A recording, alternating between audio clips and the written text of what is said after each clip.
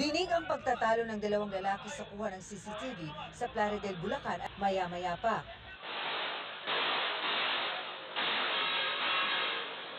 Maririnig na ang sunod-sunod na putok ng baril. Kasunod ng sumbong ng mga saksi ay rumisponde ang pulisya. Dinatnan nila ang isang lalaking duguan. Bumaba yung ating suspect from his car. Then merong argument. Later on, nandun na, bumulot na siya ng baril. Pinutukan niya sa iba't ibang parte po ng katawan.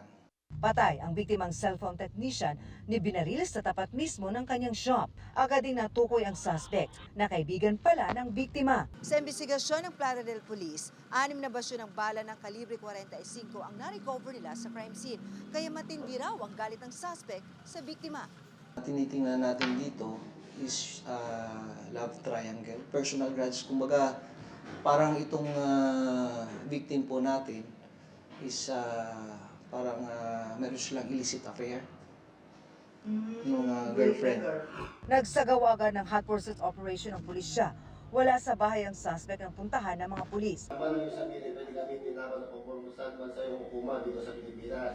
Natuntun siya kalaunan sa Cabanatuan, Nueva Ecija. Doon na nakuha natin yung firearms na ginamit at doon na natin siya inaresto ko. Nabili niya online for 35,000.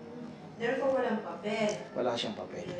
Sinubukan namin makausap ang suspect habang nakakulong matapos sampahan ng reklamong murder at illegal possession of firearms. Idol po.